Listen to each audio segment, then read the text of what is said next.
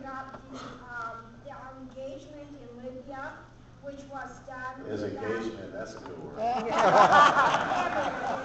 Which was done without any plausible statement of objectives or exit strategies, without congressional approval.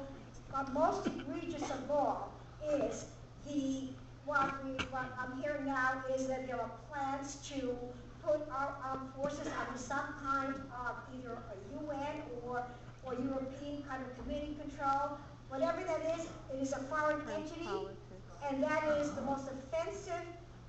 It's a capital offense against the sovereignty of this nation. How can the president do that on an executive order basis, or does that go back to Congress? Well, that's one of the things that it needs to be back with Congress. I sit on the Armed Services Committee. Like I said, I was pretty shocked. But I will tell you, when the day comes that you have Ralph Nader asking for the president to be impeached, you have Dennis Kucinich mad at the president. I mean, that tells you something. You know, being a student of history, and especially military history, anytime I see something like this happen, I look at recent parallels, and I'll give you three. Lebanon, Bosnia, Somalia.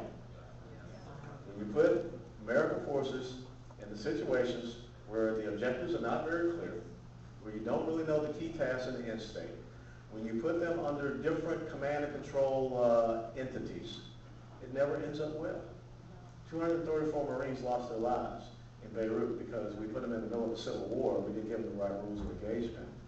We sat around, we thought that we could, bomb an enemy into submission in Bosnia. We didn't do, really ill things. And in Somalia, we know exactly what happened. When we sent those Rangers and Special Operators into Mogadishu, they were not granted the heavy support, the AC-130 gunships that they required. They had a fretful night. 18 died, 73 wounded. They were successful. They killed 2,000 to 3,000 of their attackers. But we ended up leaving in shame. Now, this is very simple. I want to know who are the leaders of the rebels. Yeah, Exactly right. I want to know what is their command and control structure. I want to know where they're getting their weapons from. I mean, you just don't fall upon, a shoulder-fired anti-aircraft missile, anti-aircraft guns, the weapons they have, the ammunition they're getting, the resources. I mean, who's behind this? This is not coincidental what has happened across North Africa and the Middle East. There's a force behind this, and I don't want to see ourselves falling into a trap. And we need to have a serious discussion. And the other thing is, I'm not very happy about this was launched while Congress was sent home on a week-long recess.